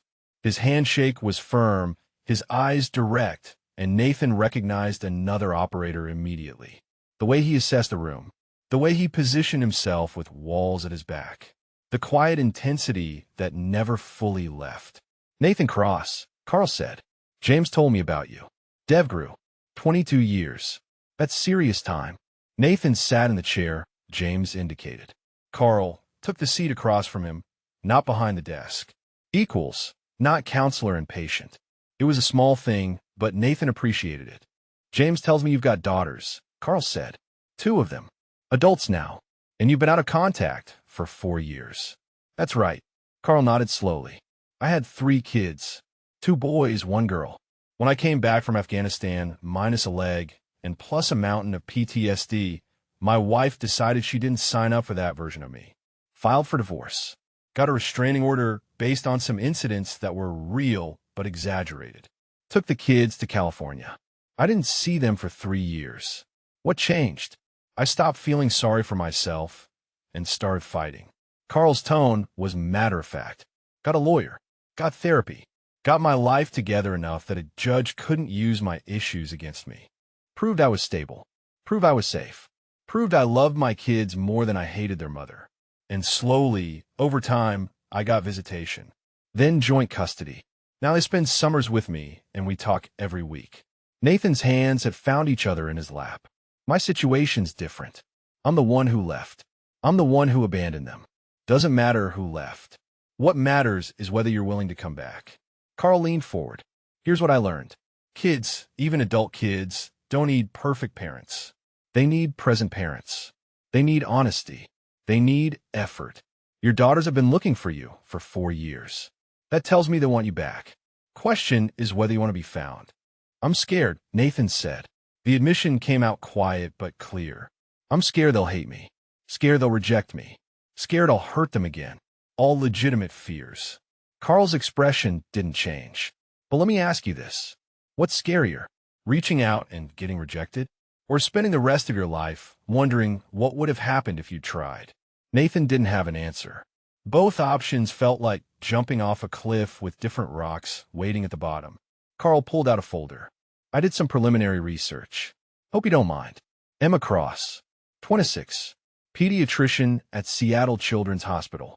Married 2 years ago to a man named David Chun.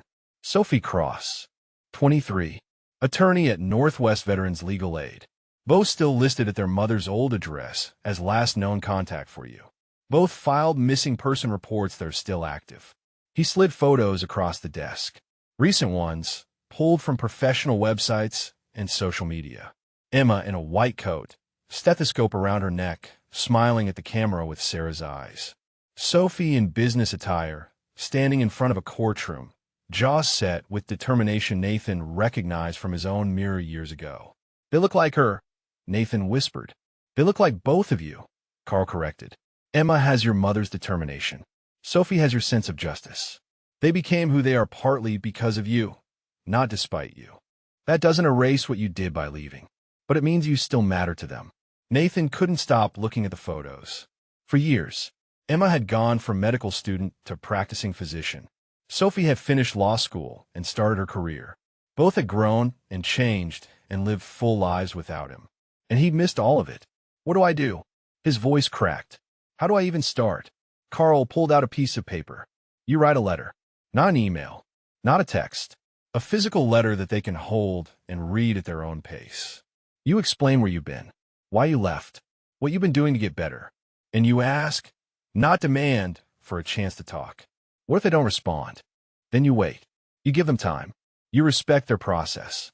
And if after a reasonable period they still don't respond, you write again. You keep showing up, on paper at least, until they're ready to show up in person or until they make it clear they never will be. Nathan picked up the photos. His daughters. His girls. The last time he'd seen them, they'd been standing at their mother's funeral in black dresses with tear-stained faces. He'd been so deep in his own grief, he hadn't been able to reach through it to help them with theirs. And then he'd left because staying had felt impossible. I don't know what to say to them, he admitted. Start with the truth. Carl's voice was gentle but firm. Tell them you're sorry. Tell them you were broken. Tell them you're trying to heal. Tell them you love them, and you understand if they can't forgive you, but you needed them to know you never stopped caring. Nathan looked at Carl. This worked for you? The letters? Eventually. My oldest didn't respond for 8 months. Just let the letters pile up. Then one day, I got a 2-sentence email. Dad, I got your letters. I'm not ready to talk yet, but I'm not throwing them away either. 6 months after that, we had our first phone call. 2 years after that, he came to visit. It's slow. It's hard, but it's worth it. James had been silent, standing by the window, giving them space. Now he spoke. Nathan, I've got stationery in my desk. Good paper. If you want to start writing, we can mail the letters today. Or you can wait. Take your time. But Carl's here for the next hour if you want help figuring out what to say. Nathan's hands were shaking again. Not from withdrawal or illness. From fear and hope mixing together in equal measure. He thought about Tommy, who'd wanted so badly to meet his daughter. Who'd died wanting one more day, one more hour, one more minute. And here Nathan was alive, with daughters who wanted him back. And he was hesitating because he was scared. Tommy would call him an idiot. Sarah would tell him to stop wasting time. And somewhere in his head, the version of himself that had commanded teams and made hard calls and jumped out of perfectly good aircraft knew that this was just another mission. Scared or not, you did the job. I'll write the letters, Nathan said. Now, today, before I talk myself out of it. Carl smiled. Good man. Let's start with Emma, since she's older. What do you want her to know? Nathan closed his eyes. Saw Emma at 8 years old, gap-toothed and laughing, demanding he read her favorite book for the 100th time. Saw her at 16, furious about curfew, telling him he didn't understand anything. Saw her at 22, standing at her mother's grave, looking at him like he was supposed to have answers he didn't have. I want her to know I'm sorry, he said. I want her to know that leaving wasn't about her, that she did nothing wrong, that I was drowning and I didn't know how to ask for help, so I just disappeared. He opened his eyes. I want her to know I kept track, that I know she became a doctor, that I'm proud of her even though I have no right to be. Carl was writing notes. Good. That's good. What else? That I understand if she hates me, that I don't expect forgiveness, but that I'm trying to get better, that I'm in a program, that I'm working on healing, and that if she's willing, even just once, I'd like to see her. To tell her in person what I couldn't say 4 years ago. Carl kept writing. And for Sophie? Nathan thought about his younger daughter, the fighter, the one who'd chosen to help veterans navigate the same VA system that had failed her father, who turned her anger into action. That she's like her mother, strong, fierce, that I see her in the work she does. That helping veterans was always Sarah's passion, and Sophie carrying that forward means everything. That I know she's angry, and she has every right to be. But that I love her. Always have. Always will. James had placed paper and a pen on the desk. High-quality stationery. Heavy weight. The kind that said the words written on it mattered. Nathan picked up the pen. His hand shook as he touched it to paper. Dear Emma, he wrote. And then the words came. Not perfect, not eloquent, but true. Every sentence a piece of his heart laid bare on paper. Every paragraph an apology years overdue. Every word a small step toward the daughter he'd left behind and the father he was trying to become. Carl sat with him through both letters. Offered suggestions. Pointed out where Nathan was being too hard on himself or not honest enough about his failures. Helped him find the balance between explaining and excusing. Between asking for forgiveness and demanding it.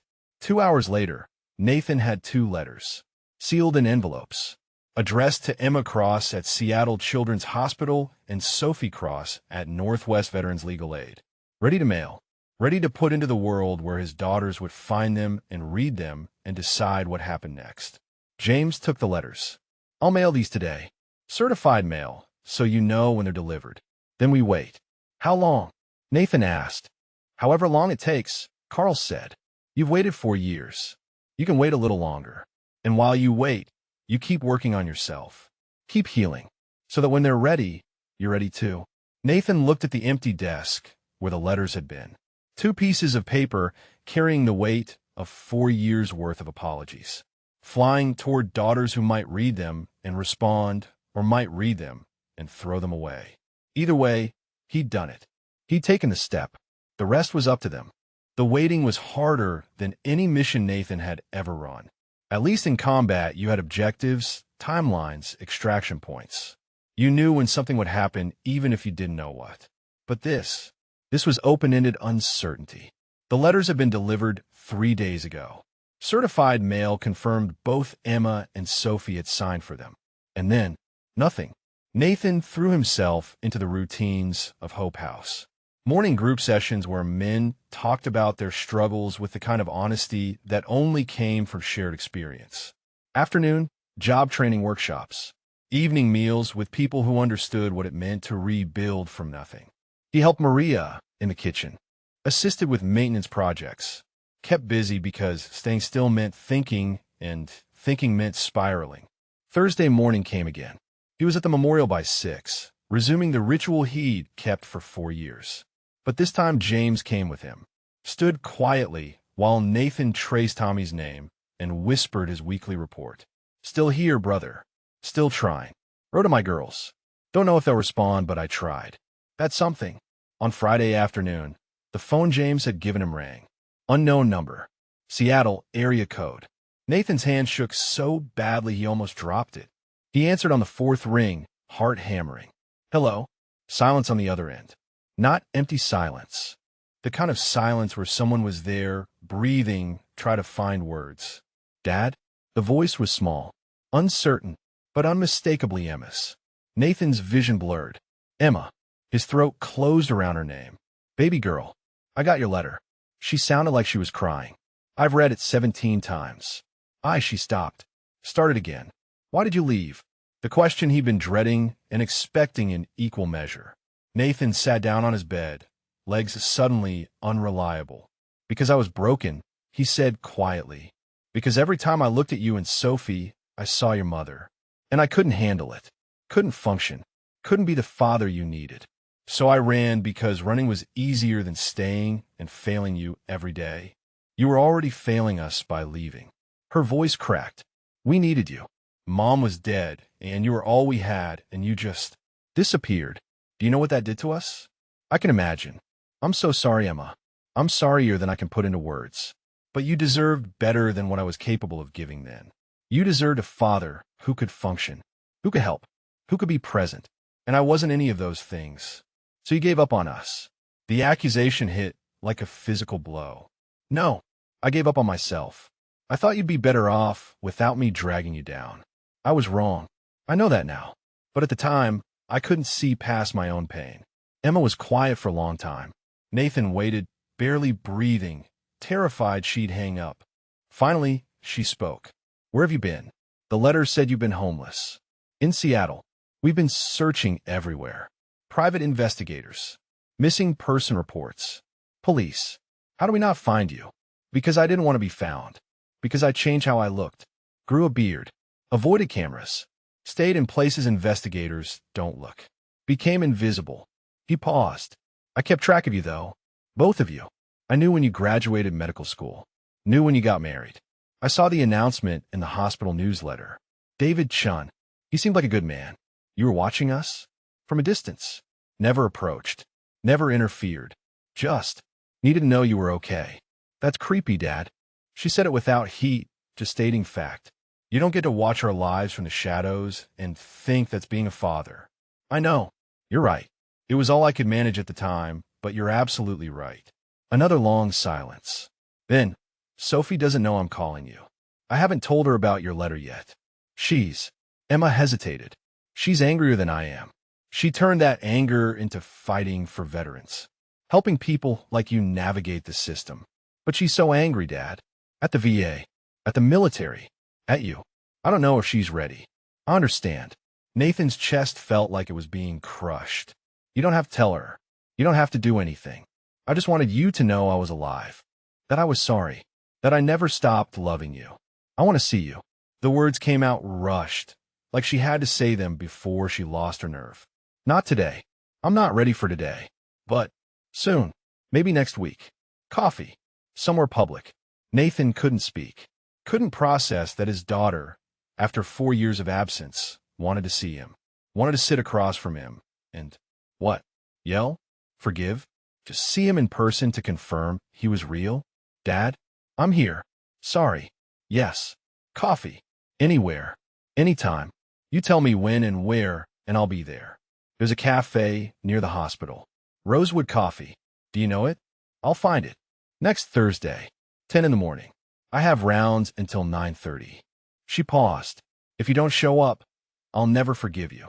You understand that? If I do this, if I take this risk, and you don't show, we're done. I'll be there. Nathan's voice was steel. Emma, I swear on everything I am, I will be there. Okay. Her voice had gone small again. Okay. I have to go. I have patience. But Thursday, 10 a.m. Don't be late. The line went dead. Nathan sat holding the phone, staring at it like it might disappear if he looked away. Emma, his daughter. Thursday, 6 days away. 6 days to prepare for a conversation that would either begin rebuilding their relationship or end it permanently. He found James in the office, told him about the call. James's face split into a huge smile. That's amazing, Nathan. That's huge progress. She sounded so angry, so hurt. Of course she is. You left her. She gets to be angry. But she also called you. She also wants to see you. That anger comes from love. If she didn't care, she wouldn't bother being angry. Nathan nodded, trying to believe it. What do I say to her? When I see her, the truth. Same as the letter. You apologize. You listen. You don't make excuses, but you do explain. And you let her be angry without trying to fix it or defend yourself. Just be there. Be present. That's what she needs. The next 6 days moved like molasses. Nathan prepared obsessively. Got a haircut at a barbershop James recommended. Trimmed his beard. Used Robert's check to buy new clothes that fit properly. Clean jeans. A button-down shirt. Real boots without duct tape. He looked in the mirror and saw someone closer to the man he used to be. Carl ran him through practice conversations, playing Emma's role, asking hard questions, helping Nathan formulate answers that were honest without being defensive, teaching him to sit with uncomfortable silences instead of filling them. The other residents at Hope House offered support. Vincent reminded him that his daughter reaching out was half the battle. Danny shared his own reunion story with his mother, the tears and anger and eventual healing. Maria made sure he ate even when his stomach was too nervous to hold food. Wednesday night, Nathan barely slept, lay in bed running through scenarios. What if she screamed at him? What if she cried? What if she just stared at him with Sarah's eyes and he couldn't find words? What if he said the wrong thing and lost her again before he'd gotten her back? Thursday morning came cold and gray. Nathan showered, dressed carefully in his new clothes, stared at himself in the mirror, and saw a man trying to become a father again. James offered to drive him, but Nathan said no. This was something he needed to do alone. He took the bus, arrived at Rosewood Coffee at 9:30, sat at a corner table where he could see the door, and waited, watching every person who entered, checking his phone every 2 minutes, even though he knew it was only 9:40. 9:45. 9:50. His coffee went cold untouched. His hands shook against the table. At 9:50, the door opened, and there she was, Emma, 26 years old, white coat over professional clothes, stethoscope in her bag. Sarah's eyes scanning the room until they landed on him. She froze. Her face went through a dozen emotions in seconds. Shock, recognition, anger, pain, and something else. Something that might have been hope, or might have been fear, or might have been both. Nathan stood slowly, raised one hand in a small wave that felt inadequate for the moment. Emma's hands clenched around her bag strap. She stood in the doorway for what felt like an eternity. And then, slowly, she walked toward him. "Hi, Dad," she said. and started crying. They sat across from each other in Rosewood Coffee, two strangers who shared blood and history and a grief that had fractured them both. Emma cried quietly, wiping her eyes with napkins the barista brought over without being asked. Nathan sat with his hands folded on the table, giving her space to feel everything she needed to feel. "I'm so angry at you," Emma said finally. Her voice was thick with tears but steady underneath. "For years, Dad. For years of wondering if you were alive. If you were hurt. If you'd—" She couldn't finish the sentence. "I know. I'm sorry. Sorry doesn't fix it." She looked at him, really looked, and he saw her physician's eye cataloging details. The weight he'd lost. The weathering in his face. The way his hands shook slightly. "You look terrible. I've looked worse." "That's not comforting." She pulled out her phone, then put away. Then pulled it out again. "Sophie needs to know. I can't keep this from her. I understand. But Emma, she might not be ready." The letter I sent her came back. Returned to sender. She didn't even open it. Emma's expression tightened. "She's hurt, Dad. She's so hurt. When you left, she was 19. Still a teenager. She needed you, and you chose to disappear instead of getting help. So she got angry. And she's been angry ever since." "Is she?" Nathan's voice cracked. "Is there any chance she'd see me?" "I don't know." Emma looked down at her coffee. "But I think we should try. Together. Not today, but soon. Let me talk to her first. Prepare her." They talked for 2 hours. Emma told him about medical school, about the 80-hour weeks, and the cases that broke her heart and the ones that reminded her why she'd chosen pediatrics. About meeting David at a hospital fundraiser. About a wedding Nathan hadn't attended. About building a life that included joy even after so much loss. Nathan told her about the streets. About the shelters and the cold and the memorial visits. About Tommy and the guilt he'd carried and the way grief had swallowed him whole. About Hope House and James and the slow, difficult work of becoming human again. "I kept Mom's wedding ring," Emma said quietly. "Wore it on a chain for 2 years. Then I gave it to Sophie. She wears it now. We couldn't give it to you at the funeral because you were—" She stopped. "We thought maybe you'd want it back. Keep it." Nathan's throat was tight. "Or give it to Sophie. It belongs with you too. With the people who loved her best. We weren't the only ones who loved her." "No, but you loved her better. You didn't run when it got hard." Emma reached across the table, took his hand. Her touch was warm and alive and real. "Dad, you ran because you were sick. PTSD isn't weakness. It's injury. You wouldn't blame yourself for getting shot. Don't blame yourself for getting broken by what you saw. I blame myself for a lot of things. I know, but maybe it's time to stop." She squeezed his hand. "I'm not saying I forgive you. Not yet. I'm not there yet. But I'm willing to try. To see if we can rebuild something. If you're willing to do the work." "I'm willing." Nathan held her hand like a lifeline. "Whatever it takes." They exchanged phone numbers. Made plans to meet again the following week. Emma promised to talk to Sophie to see if she'd agree to meet. No guarantees. No pressure. Just the possibility. When Emma left, she hugged him. Brief and awkward, and the first time Nathan had touched his daughter in 4 years. Then she was gone, white coat disappearing into the Seattle morning. And Nathan sat alone feeling like maybe, possibly, he'd taken the first real step toward home. 3 weeks later, Sophie agreed to meet. Not coffee. She wanted neutral ground. James's office at Hope House, with Carl present as a mediator. Emma came too, for moral support and to keep things from exploding. Sophie was harder, angrier. She'd brought a list of questions written on legal pad paper, numbered and organized like a cross-examination. "Why did you leave? Why didn't you call? Why didn't you get help? Why did you let us think you might be dead?" On and on until Nathan's answers ran dry, and all he could say was, "I don't know, and I'm sorry, and you deserve better." She cried too, eventually, angry tears that came with accusations and pain that had festered for 4 years. She told him about the nights she'd called police stations and hospitals, about the private investigator who'd taken their money and found nothing, about choosing veterans law because if the system had failed her father, she'd make damn sure it didn't fail anyone else. And slowly, over weeks that turned into months, they rebuilt. Not what they had before. That was gone. shattered beyond repair.